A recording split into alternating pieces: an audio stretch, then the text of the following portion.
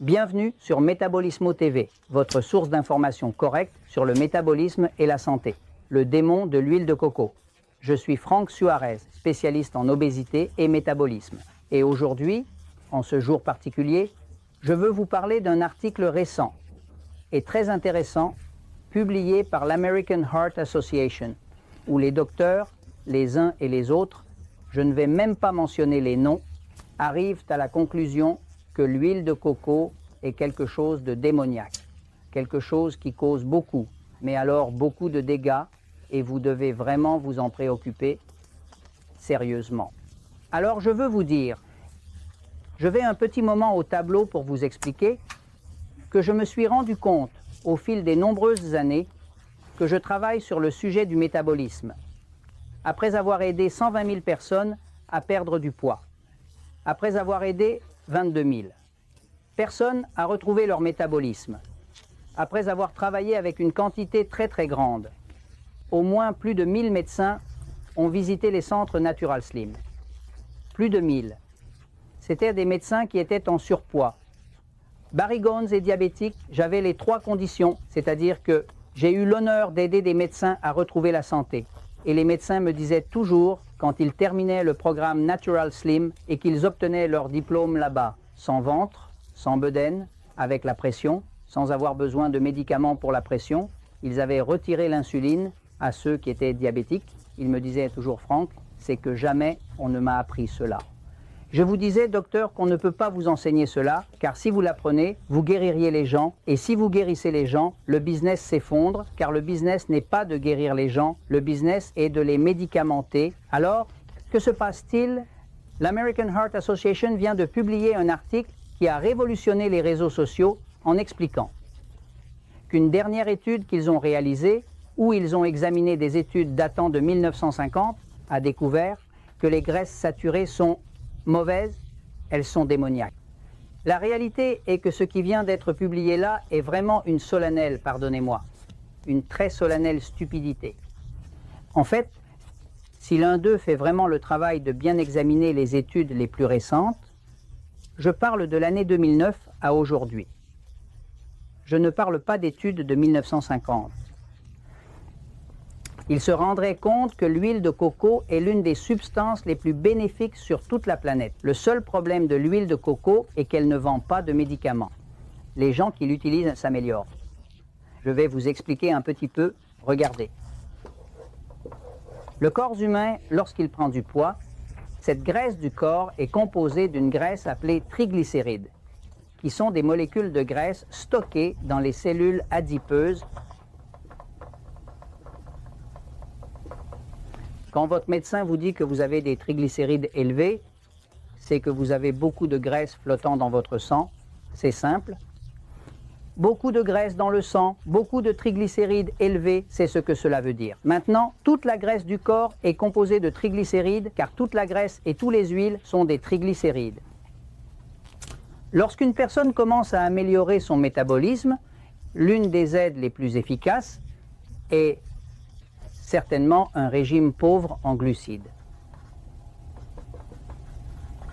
Le régime pauvre en glucides, comme celui recommandé dans ce livre, le régime 201, le régime 301, lorsque l'on suit un régime pauvre en glucides, on réduit ce que nous appelons les aliments de type E.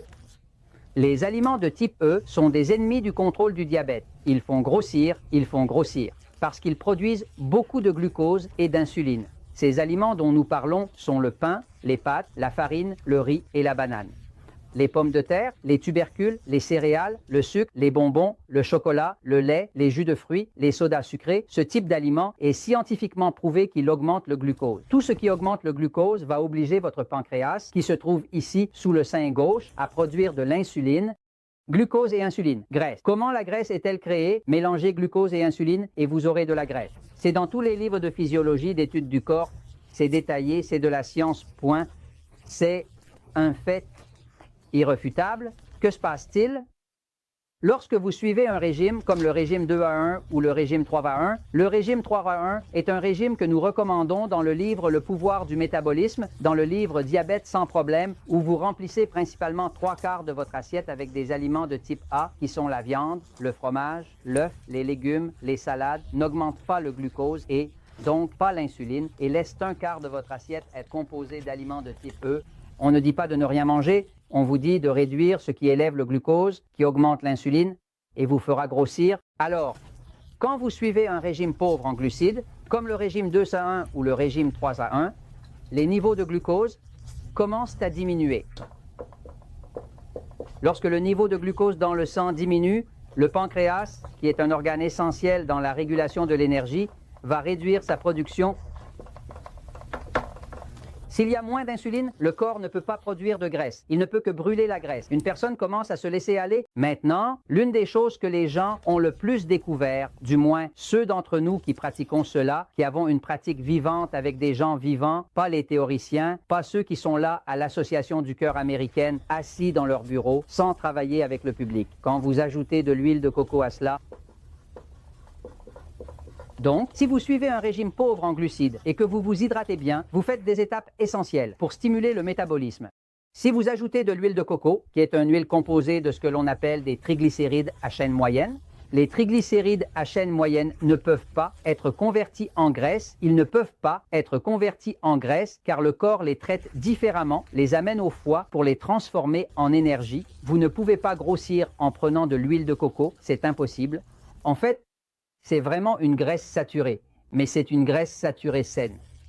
Il est déjà prouvé par des études, par exemple, qu'il existe plusieurs études qui ont démontré que l'huile de coco est bénéfique. Par exemple, il y a une étude provenant de l'école de médecine de l'Université de Boston, réalisée par le docteur Istvan et un groupe en 2013. La conclusion de l'étude est que la consommation d'huile de coco n'augmente pas le risque de maladie cardiaque. C'est ce qui a été observé avec plus de 30 000 personnes. C'est-à-dire une étude de plus de 7 ans avec plus de 30 000 personnes pour prouver qu'elles prennent effectivement de l'huile de coco et que cela n'augmente pas le risque du tout, absolument rien, bien au contraire. Il existe une autre étude appelée « acide gras et risque d'athérosclérose », car d'autres personnes disaient que la consommation d'huile de coco augmente le risque d'athérosclérose. C'est une étude réalisée par le Dr Chitzen, et son groupe en 2005 a conclu que l'huile de coco n'augmente pas le risque d'athérosclérose, cela après des milliers de personnes qui ont essayé. Puis est venue une autre étude encore plus grande qui disait l'huile de coco, l'huile la plus saine de la Terre, ce qui signifie que l'huile de coco est l'huile la plus saine de la Terre. Cette étude a été publiée dans l'International Journal of Pharmaceutical Sciences and Research. Elle a été réalisée par le Dr Ankansha Gupta. En 2010, si vous le cherchez, vous verrez qu'il est à nouveau prouvé que l'huile de coco ne nuit pas à la santé. Bien au contraire. Maintenant, il faut clarifier pour ceux qui sont ignorants, car une personne peut avoir un titre de docteur très élevé ou autre, mais elle est ignorante en ce qui concerne l'absence de pratique clinique. Comment apprend-on les choses? On les apprend avec des gens vivants, pas en lisant des papiers, pas en lisant des livres. On les apprend en travaillant avec des gens vivants. Quand une personne arrive chez nous en étant un peu ronde, je travaille avec des personnes obèses depuis 20 ans et nous commençons à leur donner un régime pauvre en glucides, de l'huile de coco, à boire de l'eau et à augmenter leur métabolisme, à nettoyer leur corps de champignons comme la candidose et tout ce genre de choses. Automatiquement, le métabolisme augmente. Et que fait le corps? Eh bien, cela commence à éliminer la graisse, mais que se passe-t-il? Quand cette graisse sort, elle passe dans le sang. La graisse sort par le sang. La graisse ne s'évapore pas dans l'air. Elle sort par le sang, et quand elle sort par le sang, la personne qui fait l'étude, si elle ne comprend pas comment fonctionne le corps, va dire « Eh, j'ai commencé à donner de l'huile de coco et les triglycérides et le cholestérol dans le sang ont augmenté. Messieurs, bien sûr que cela doit augmenter. Où diable va aller cette graisse qui était pleine de triglycérides et de cholestérol? S'il ne passe pas par le sang pour pouvoir sortir et pouvoir uriner, c'est-à-dire qu'il n'y a pas d'autre moyen. Chaque fois qu'on utilise de l'huile de coco et un régime pauvre en glucides, qu'on s'hydrate et qu'on fait tout pour stimuler le métabolisme, le cholestérol va augmenter, il doit augmenter, car de quelle autre manière la graisse qui se décompose va-t-elle s'échapper? Elle ne va pas s'effacer par l'obligation du Saint-Esprit, elle doit partir à travers le sang. Par conséquent, moi qui ai fait des études, comme je l'ai fait avec le docteur Carlos Cidre, qui ont été publiées par l'Université de Porto Rico avec le campus des sciences médicales, qu'avons-nous vu? Nous avons commencé à donner de l'huile de coco à une personne, à lui assurer une bonne hydratation, et cette personne commence à perdre de la graisse. Mais pendant ce processus, les triglycérides augmentent, le cholestérol augmente. Bien sûr que cela augmente, car elle libère la graisse qui passe dans son sang pour pouvoir en disposer. Mais que se passe-t-il? Vous allez voir qu'après 3 mois, lorsque vous faites un test à cette personne, les triglycérides et le cholestérol sont au plus bas et tout se régule.